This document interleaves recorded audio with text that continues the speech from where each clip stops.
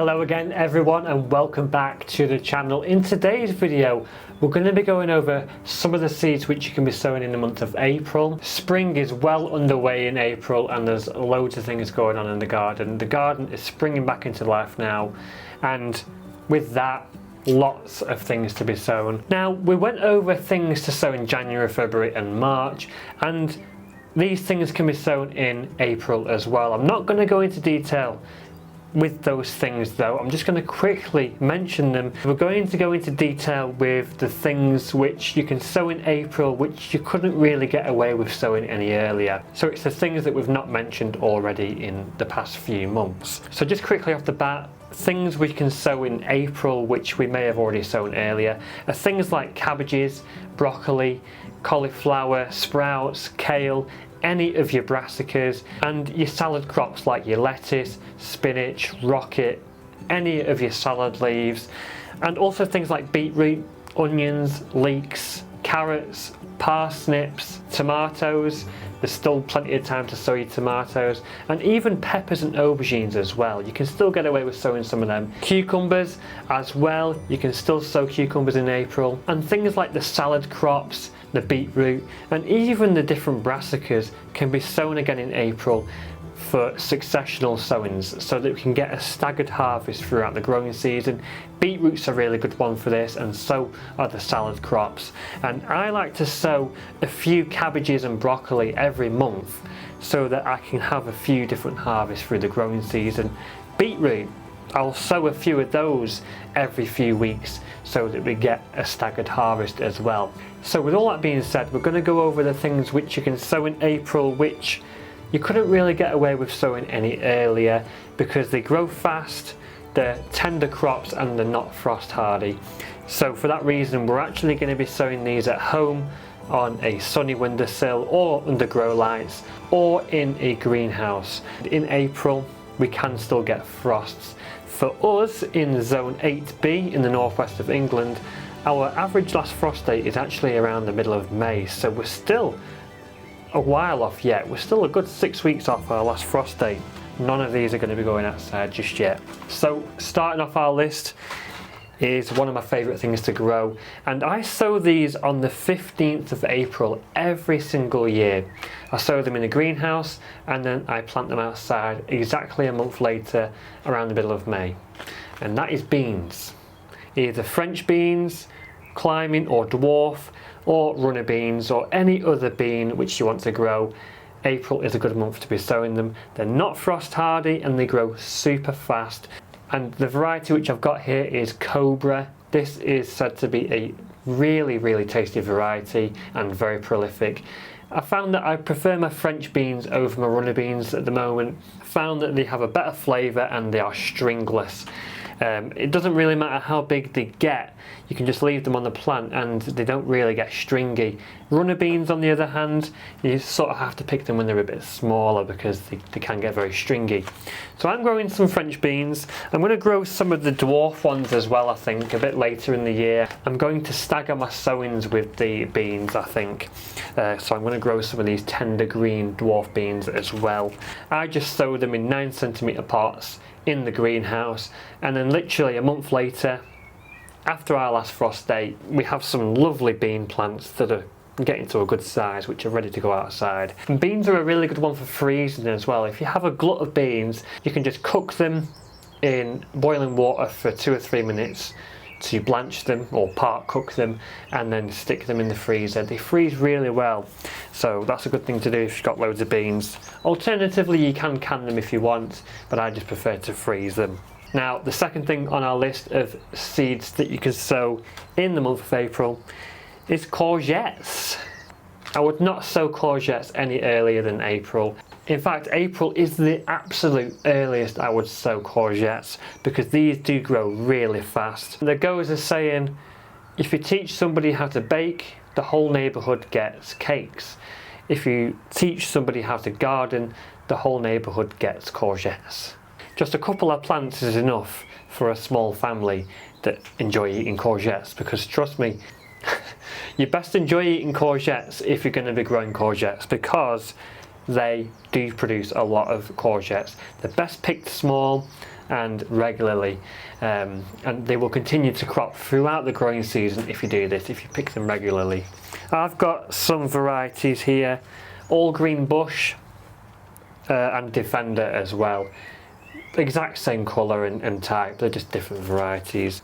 But you've got all sorts of different types of courgettes you can grow as well, not just the standard green ones, you've got yellow ones as well, stripy ones, your zucchini as well, and you've even got climbing types as well, which you can grow if you want to grow the climbing varieties. So with courgettes, sow 1 seed per 9cm pot filled with multi-purpose compost. Sow the seed on its edge so that it doesn't rot, and start it off somewhere warm, bright sunny windowsill at home, grow lights, or actually you could probably get away with sowing them in a greenhouse, which I sometimes do. But if the weather is a bit cold, I'll do them at home. But if it looks decent, then I'll start them off in the greenhouse. Now the third thing on our list is another member of the cucurbit family. It's closely related to them, and another super fast growing one as well, which is best sown from April onwards. A couple of different things.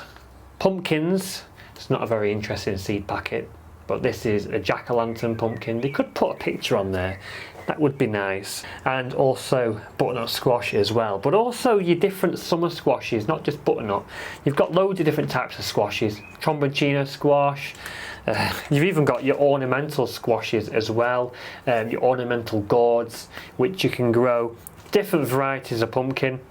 As I said, I'm doing jack-o'-lanterns because we quite like the pumpkins for Halloween, so I'm going to grow quite a few in horse manure in this bed next to the greenhouse. I think those will do quite well. But you've got loads of different varieties of pumpkin. It really is crazy how many types there is. You can grow pumpkins for jack-o'-lanterns like I am.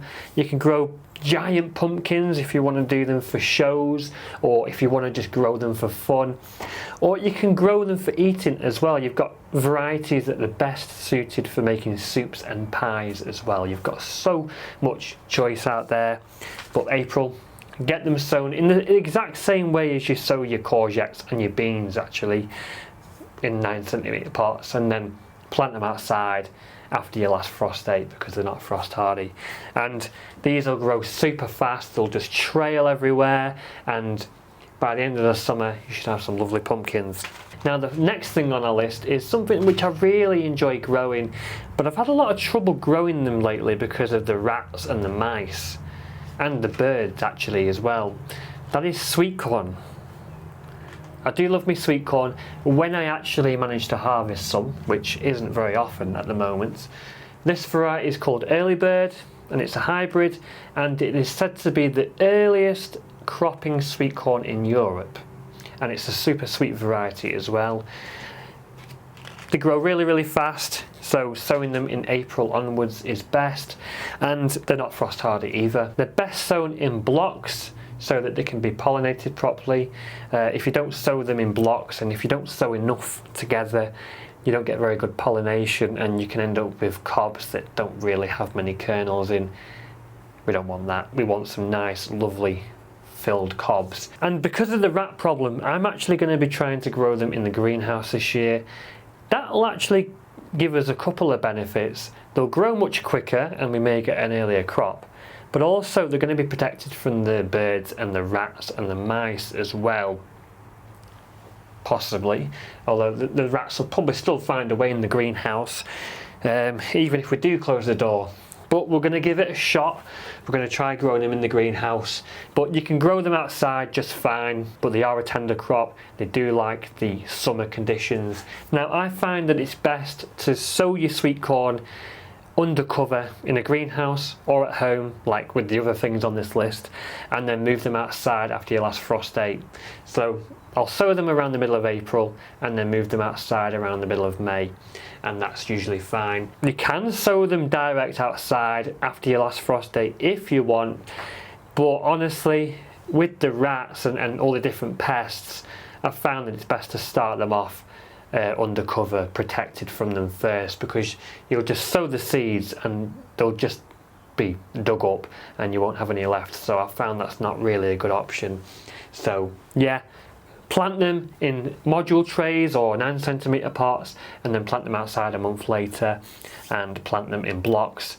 Make sure you stick netting over them or some sort of protection to protect them from the birds and from the rats and mice as well. I've experimented with putting old socks over the cobs to stop the rats from getting them. That didn't work. They still nibbled through the socks and got them.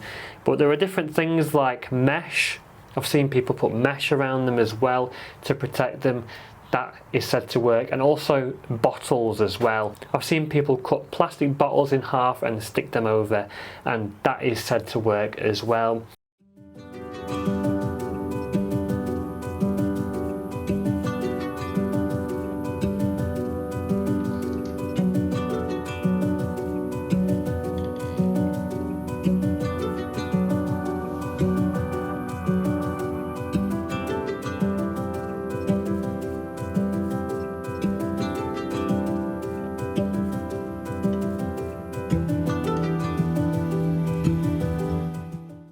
Now the next one is a brassica, and it is hardy, but I've not sown any of these yet, and I've not mentioned them in previous months this year either, and that is Swede. I've not grown Swede for many years, but I'm going to try growing them this year, and I'm sowing those in the month of April. Not got much experience growing it, I'm just winging it to be honest, but you can sow Swede in April as well. I'm going to be sowing them in April. And of course, not forgetting potatoes. You may have already sown your potatoes in March. St. Patrick's Day is a traditional time, but I've not sown my potatoes yet. I'm going to be doing mine start of April, I think, because it has been quite cold. We have had a good couple of weeks of frosty weather, so if you've not sown your potatoes in March already, don't worry, loads of time yet. You can still get away with sowing them in April. And there are different flowers which you can still be sowing as well. Sweet peas, which we mentioned in previous months, you can still sow the sweet peas in April as well. I'm sowing some of these nasturtiums in April because I want a bit of ground cover around my plot. There are certain areas in the plot that aren't that great, they need a bit of cover. So I've got a few of these nice nasturtiums. I've got Empress of India, and I've also got this climbing mix as well. Although once you have nasturtiums in your garden, it's hard to get rid of them. They do self-seed very prolifically. I have a few at the front which self-seed every year, but I want to plant some more in other areas of the allotment because they do add some really nice colour. They're a good trap plant as well for attracting all them aphids that you don't want on your other plants. So you can actually keep all these nasty aphids off your precious vegetables. The leaves and the flowers are edible as well. Now a favourite flower of mine, which I may actually sow more of in April, although I have sown quite a lot of them, but I don't think you can ever have too much of these because they are lovely. Sunflowers. I've got about 50 sunflowers, different varieties. I've got teddy bear sunflowers, I've got branching sunflowers, I've got your dwarf sunflowers. The variety is called Little Dorrit. It's like a little small one with branching stems, really good for picking. And I've also got the giant single ones as well. I'm going to grow loads of sunflowers this year and fill my plot with them in honour of my late father who passed away 10 years ago this year. I want to grow something for him because he really enjoyed his sunflowers. They were his favourite. So I'm growing loads of sunflowers this year. The challenge though is going to be protecting them from the slugs, because the slugs on my plot tend to go for the sunflowers more than anything else. I don't know why. I really struggled with those last year. I planted 20 sunflowers and one of them flowered.